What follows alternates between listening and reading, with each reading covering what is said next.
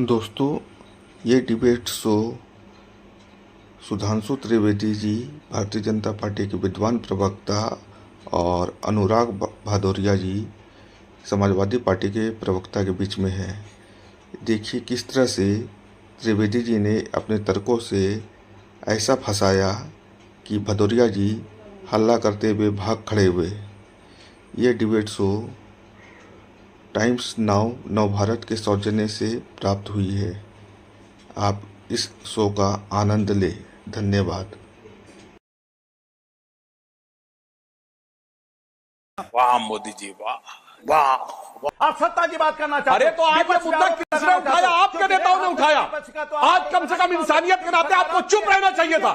जब प्रधानमंत्री जी ने संवेदना दी तो आपको चुप रहना चाहिए था और कल ये मुद्दा उठाना चाहिए था। आपको चुप रहना। अरे कहना क्या चाहते हो? आपके अंदर इंसानियत नहीं है, क्योंकि आपके लिए राजनीति इंपॉर्टेंट बात है और कितनी बेशर्मी के साथ आकर आप यहाँ पे हाथ हिलाकर बोल रहे हैं। डिबेट में आपने एक सम्मेलन नहीं दी, किसने उठाया? और ये कमाल की बात कर रहे हैं आपने।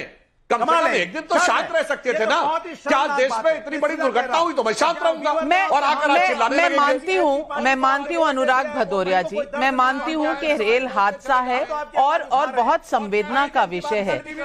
नहीं लेकिन संवेदना के विषय में मैं चाहूंगी आपको हल्का सा करेक्ट कर दूं, फैक्ट रख दूं, क्योंकि रेल मंत्रालय ने जो नंबर अभी कहा है वो 9 है, 15 नहीं जैसा आपने कहा। हताहत लोग एक भी हो वो भी बहुत है इस देश के हृदय में संवेदना के लिए, लेकिन नंबर ऑफिशियल 9 है। तो गजब बेइज्जती है। तो आप 15 ना कहें, और मैं आपकी फीलिंग्स समझती हूँ और बहुत कदर भी करती हूँ आपकी फीलिंग्स का। लेकिन अनुराग जी मैंने जब आपको इस डिबेट पे बुलाया था तो मैंने आपको जबरदस्ती रस्सी से बांध कर नहीं लाई थी। ये मुंह से सुपारी निकाल के बात कर रहे बाबा। इसके मुंह में पैदाइशी सुपारी है। मैंने बताया था कि ईवीएम पर आज डिबेट है क्योंकि विपक्ष ने ये मुद्दा उठाया है, इसलिए मैं ईवीएम की डिबेट कर रही हूँ। मैं इसीलिए आपको रस्सी से बांधकर नहीं लाई थी अनुराग भदौरिया जी। आप स्वेच्छा से इस डिबेट पर आए हैं और आप सारे देश को, सारी दुनिया को अगर आप बताएं कि संवेदना उनमें नहीं है तो थोड़ी आपकी ज्यादती होगी। आप थोड़ा पानी पी लीजिए, आप थक जाएंगे। लेकिन आनंद दुबे जी, आनंद नहीं दुबे जी, आप मुस्कुरा रहे हैं और आप मुस्कुरा रहे हैं इसीलिए क्योंकि किसी न किसी बहाने से डिबेट को भटकाना है।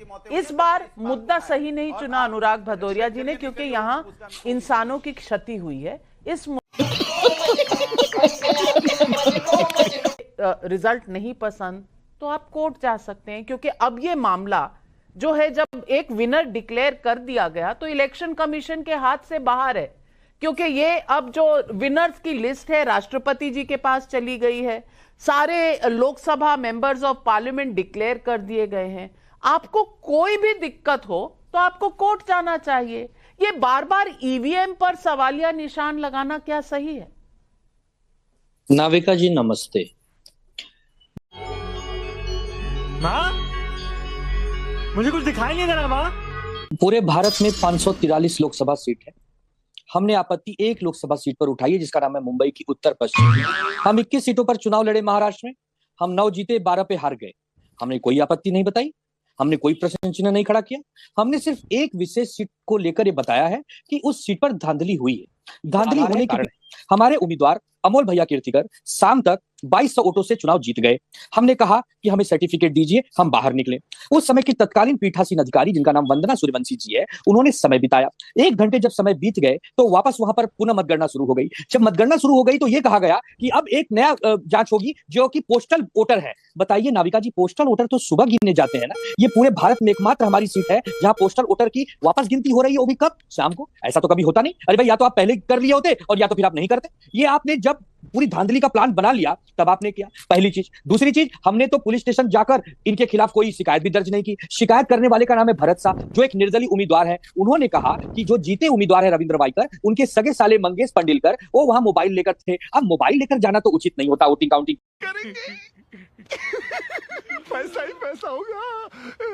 वो तो केवल अधिकारियों को अलाउ होता है, एक व्यक्तिगत आदमी मोबाइल लेकर कैसे गया, इसकी जांच वनराई पुलिस स्टेशन गोरेगांव में है, वहां चल रही है। हमने जब चुनाव आयोग के खिलाफ चुनाव आयोग में शिकायत की, डिप्टी कलेक्टर और कलेक्टर को हमने कहा तो उन्होंने कहा कि अभी हमारे पास समय नहीं, अब बाद में आना। आज हम 17 जून को डिबेट कर रहे हैं, मामला है 4 जून का। हम ये अच्छी तरह जानते हैं कि हमें न्याय चुनाव आयोग नहीं देगा, हमें कोर्ट जाना ही पड़ेगा। ठीक उसी प्रकार जब एक क्रिकेटर 99 रन बनाकर सेंचुरी पूरी करने वाला होता है और अंपायर के गलत डिसीजन से वो एलबीडब्ल्यू आउट हो जाता है और बाद में जब तीसरी आंख बनकर थर्ड अंपायर ये कहता है उस दिन तो वहां मिस्टेक हो गई थी, लेकिन वो यार मेरे को तो ऐसा धक धक हो रहा है, मेरे को भी हो रहा। देखिए क्रिकेटर का तो पूरा जीवन चौपट हो जाता है, उसकी सेंचुरी पूरी नहीं हो पाती। वही हमारे साथ भी होगा, हमारा उम्मीदवार पुनः जीतेगा, लेकिन कब? जब सुप्रीम कोर्ट जाएंगे, वहां बहस होगी, सीसीटीवी फुटेज आएंगे, दूध का दूध पानी का पानी होगा। अब बताइए हम यही सब करें? आप लोग यही चाहते हो तो हम करेंगे, हम धक्के खाएंगे, हम कोर्ट कचहरी के चक्कर लगाएंगे। लेकिन अगर कहीं धांधली हुई है और इसका विरोध हम कर रहे हैं तो ये हमारा लोकतंत्र में अधिकार है कि नहीं? आप बताइए। हम सभी 543 पर तो प्रश्न चिन्ह नहीं लगा रहे हैं, एक सीट पर ही लगा रहे हैं। 48 वोटों की बहुत बड़ी संख्या नहीं होती। पहले हम जीते थे 2200 से, फिर 4800 से हरा दिए। कोई बात नहीं, आनंद दुबे जी, आप रुलाएंगे क्या? अब रुलाएंगे क्या? ओ भाई मारो मुझे, मारो मुझे, मारो नहीं, ये मजाक हो रहा है। एक सेकंड यार, मजाक हो रहा है। सुधांशु जी जवाब दे रहे हैं, सुन लीजिए। देखिए, आपका अधिकार है, अगर आपके मन में कोई संदेह हुआ तो आपका अधिकार है, मगर आपने जो क्रिकेट का उदाहरण दिया बहुत मिसफिट है, क्योंकि थर्ड एम्पायर का डिसीजन ऑन द स्पॉट आता है, और अगर एम्पायर मना कर देता थर्ड एम्पायर का डिसीजन देने के, तो जो टीम होती है उसको रिव्यू का अधिकार होता है। ना आपने थर्ड एम्पायर का डिसीजन लिया, ना रिव्यू का अधिकार लिया, जाके घर में बैठ गए। फिर आप अपने मुंह से बोल रहे हैं कि किसी तीसरे व्यक्ति ने, यानी जो उस लड़ाई में था ही नहीं, एक निर्दलीय प्रत्याशी ने जाके कहा, साले का खोपड़ी तोड़ साले। तो अचानक हम सोते से उठ के जागे और हमने कहा नहीं जी, सब गड़बड़ हुआ है, और अब हम प्रक्रिया को पूरा नहीं करना चाहते। यानी अगर किसी के नंबर कम रह गए तो होता ना कि स्क्रूटनी में जाइए, स्क्रूटनी का इंतजार नहीं, अभी मुझे डिक्लेयर कर दीजिए। तो मान्यवर इस प्रकार से नहीं होता। और जहां तक आपने हारने की बात कही, तो इस देश में ऐसे भी उदाहरण जहां एक वोट से हारे, कई बार ऐसा हुआ है। मैं आपको उदाहरण देना चाहता हूं, राजस्थान विधानसभा में पिछली बार जो राजस्थान के स्पीकर थे, ये पिछली राजस्थान विधानसभा में सीपी जोशी जी 1 वोट से चुनाव हारे थे, 1 वोट से। तो राजनीति में हार और जीत 1 वोट से। और आपने कहा 99 पे बैट्समैन एलबीडब्ल्यू हो गया। ये बताइए वो सीट आपकी है कि कांग्रेस की है?